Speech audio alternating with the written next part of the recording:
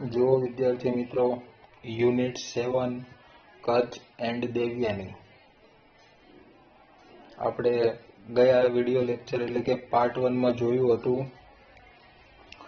કે દેવ અને અસુર હંમેશા એકબીજા સાથે લડતા હતા, પણ અસુરોને એક એમાં ફાયદો હતો કે તેમની બાજુ મહાન સંત એવા શુક્રાચાર્ય હતા, જે મૃત્યુ પામેલા વ્યક્તિને જીવતદાન કરવાની વિદ્યા જાણતા હતા. જ્યારે દેવો પાસે એવું કોઈ ન હતું કે જે આ વિદ્યા જાણતું હોય. તેથી તેઓ તેના મુખ્ય સલાહકાર બૃહસ્પતિ પાસે જાય છે અને પૂછે છે કે તમે અમારી મદદ કરશો. ત્યારે બૃહસ્પતિ તેમને એવું કહે છે કે હું આ વિદ્યા જાણતો નથી, તે એક જ વ્યક્તિ જાણે છે, તે છે શુક્રાચાર્ય. તમારામાંથી ત્યાં કોઈએ જવું પડશે અને એમની પાસેથી વિદ્યા શીખવી પડશે. એટલે દેવો એવું કહેતા હતા કે અમારામાં એવું કોઈ નથી કે તે ત્યાં જઈને આ વિદ્યા જાણી આવે. અમને લાગે છે તમારો પુત્ર કચ્છ આ કાર્ય માટે શ્રેષ્ઠ પસંદગી છે. એટલે બૃહસ્પતિ થોડી વાર વિચાર કરીને કચ્છને જવા દેવાનું કહે છે અને તેને બધું સમજાવે છે કે તારે ત્યાં જઈને શું કરવાનું છે. તો પૂર્ણ નિષ્ઠાથી સેવા કરવાની છે અને તેની સુંદર દીકરી દેવ્યાની સાથે મિત્રતા રાખવાની છે, જેથી કરીને દેવ્યાની તેને પોતાની ધ્યેય પૂર્તિ કરવામાં મદદ કરે. એટલે કચ્છ શુક્રાચાર્ય પાસે જાય છે અને તેની ઓળખાણ આપે છે કે હું બૃહસ્પતિનો દીકરો કચ્છ છું.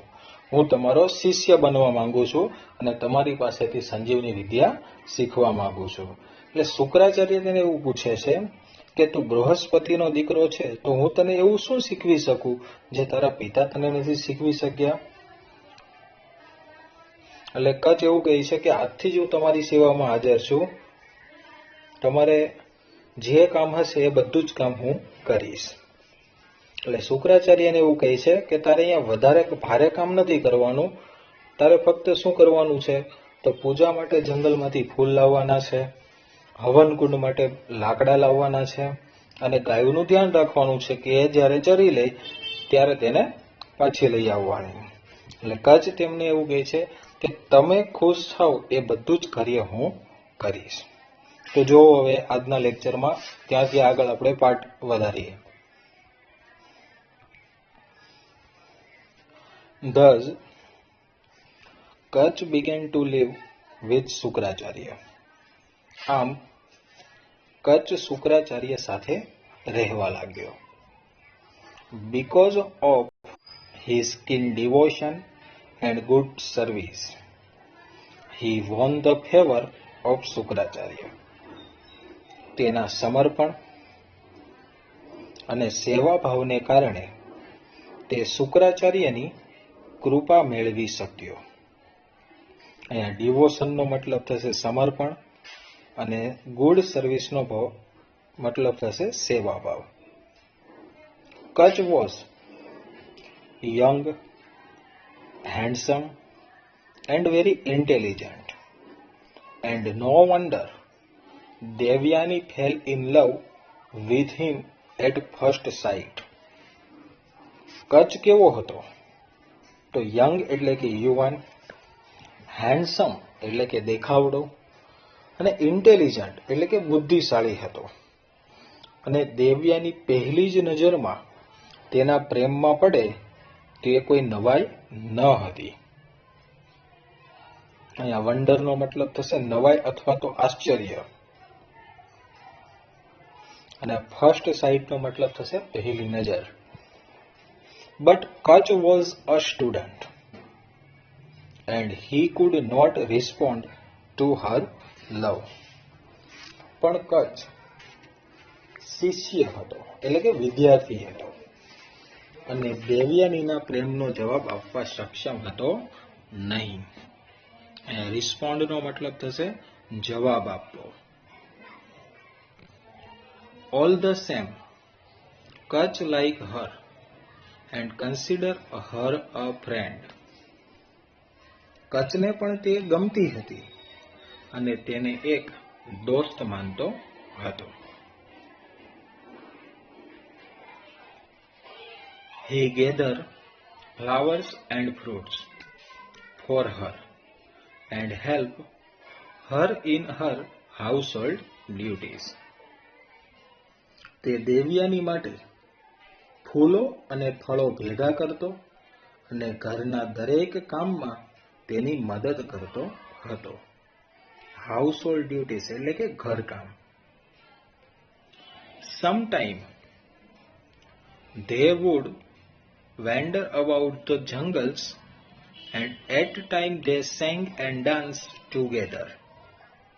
કેટલીક વાર બંને જંગલમાં સાથે વિહાર કરતા હતા અને તે સમયે તેઓ સાથે મળીને ગીતો ગાતા અને નાચતા પણ હતા.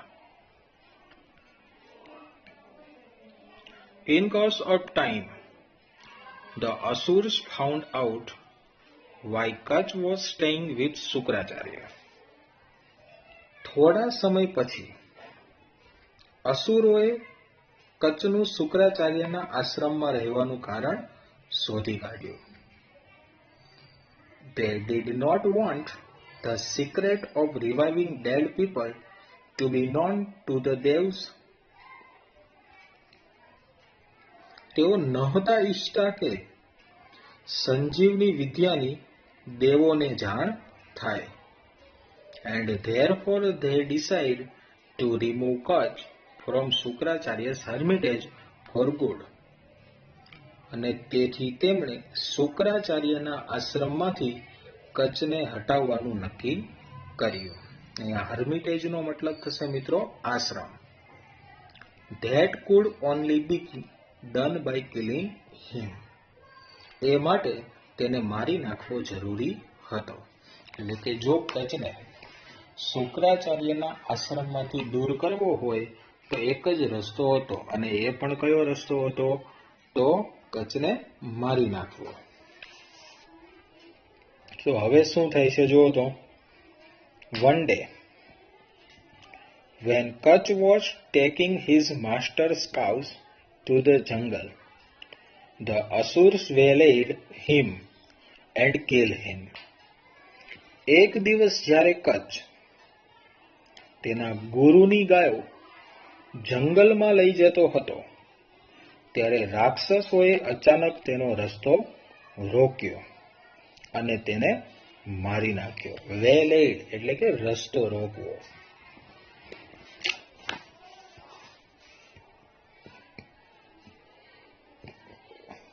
But they had to do away with his body.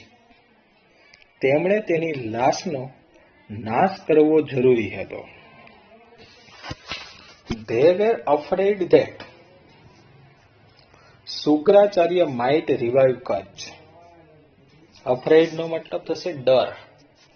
તેમને ડર હતો કે કદાચ શુક્રાચાર્ય કચ્છને ફરીથી જીવિત કરશે. So they cut his body into pieces and gave the pieces to wolves and jackals. તેથી તેમણે તેની લાશના ટુકડા કરી વરુ અને શિયાળને ખવડાવી દીધા. તો જુઓ તો અહીંયા wolves નો મતલબ થશે વરુ અને jackals નો મતલબ થશે શિયાળ. In the evening, Devyani was waiting for Kach. સાંજે દેવ્યાની કચ્છની રાહ જોઈ રહી હતી. But the cows returned home without him. પણ ગાયો કચ્છ વિના ઘરે પાછી ફરી. Devyani was upset. દેવ્યાની ઉદાસ હતી. અપસેટ એટલે કે ઉદાસ. She went to her father and said. તેણીની તેના પિતા પાસે ગઈ અને કહ્યું. શું કહ્યું? The sun has set. સૂર્યાસ્ત થઈ ગયો છે. The cows have returned home. ગાયો પણ પાછી આવી ગઈ છે. Kach has not come. પણ કચ્છ પાછો આવ્યો નથી. ઓ ફાધર,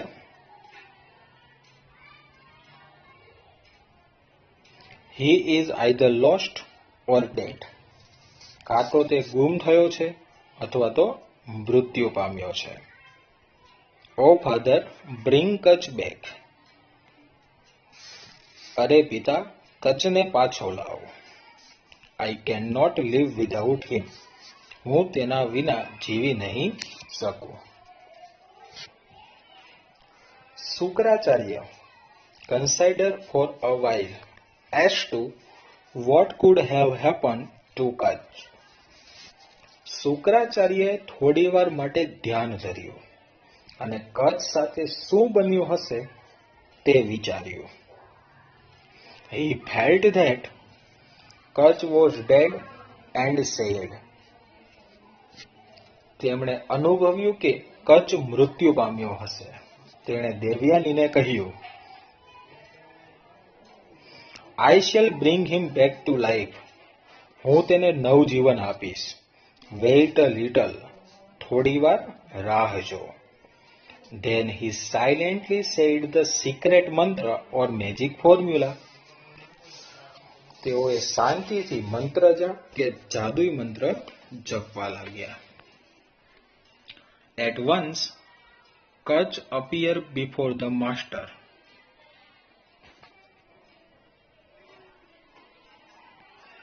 કચ્છ ગુરુ સમક્ષ ઉપસ્થિત થયો.